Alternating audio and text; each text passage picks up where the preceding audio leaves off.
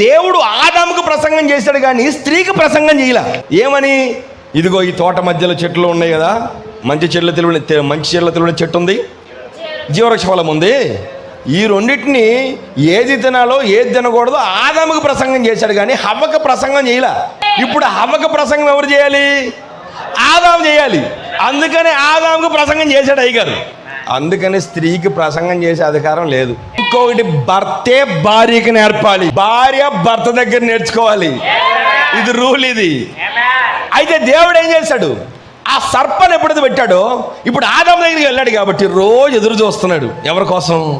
హవ్వ కోసం. ఎప్పటి నుంచి? ఆదాము నుంచి వేరేద్దా అని చూస్తున్నాడు. ఎప్పుడైతే వేరేందో ఆ ప్రశ్న అడిగాడు, ఇది నిజమా? ఈ తోట చెట్లో దేనైనా దేవుడు తినొద్దు అన్నాడా? అప్పుడు హవ్వ అంది, అవునయ్యా, ఇదిగో ఈ చెట్లో ఏదైనా తినొచ్చు కానీ మంచి చెడులో తెలివినిచ్చే చెట్టు ఫలం మాత్రం తినొద్దు అన్నాడు. తింటే మేము చస్తామన్నానంటే ఓ పిచ్చిదానా, అసలు దాన్ని తింటే చావనే చావవు, నువ్వు దేవదూత అయిపోతావు. దేవదూత కాదు, దేవుళ్ళు అయిపోతారు మీరు అంది. ఎప్పుడైతే సర్పం దేవుళ్ళు అయిపోతారు అనుకుందో, ఏమనుకుంది? ఈ దేవుళ్ళు అంటే మాకంటే గొప్పోళ్ళేమో అనుకుంది పాపం. కానీ వీళ్ళే దేవుళ్ళు అన్న సంగతి తెలియదు ఆమెకి. ఎంతమంది తెలుసు? మీరు దైవములని మీరు ఎరుగరా? దేవుని వాక్యము ఎవరి యొద్దకు వచ్చునో వారే దైవములు. మనం ఎవరమో తెలుసా? మనం చిన్న దేవుళ్ళం అండి భూమి మీద. ఎవరు?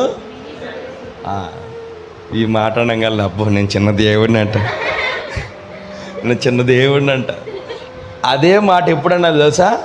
అబద్ధాలు ఆడేటప్పుడు, దొంగతనాలు చేసేటప్పుడు, వ్యభిచారం చేసేటప్పుడు, అప్పుడు గుర్తు రావాలేదు. ఇప్పుడు కాదు.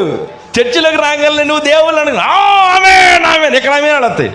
ఇంటికి వెళ్ళగానే ఏదైనా పాపం చేసేటప్పుడు మాత్రం ఆ స్థానం గుర్తురాదు. కానీ బైబిల్ చెప్తుంది, దేవుని వాక్యం, ఈ కాలం యొక్క వాక్యం నీ వద్దకు వచ్చిందంటే నువ్వు దైవములైతే నీ దగ్గరకు వచ్చింది. వచ్చిన దాన్ని నువ్వు చాలా జాగ్రత్తగా కాపాడుకోవాలి నువ్వు. అందుకని హవ్వకి ఆ స్థానాన్ని దేవుడు ఇచ్చాడు. కానీ హవ్వ ఆ వాక్యాన్ని నిలబెట్టుకోలేకపోయింది. దేవుడు చెప్పిన మాట వినలేదు కానీ సాతానుడు చెప్పిన మాట విన్నది.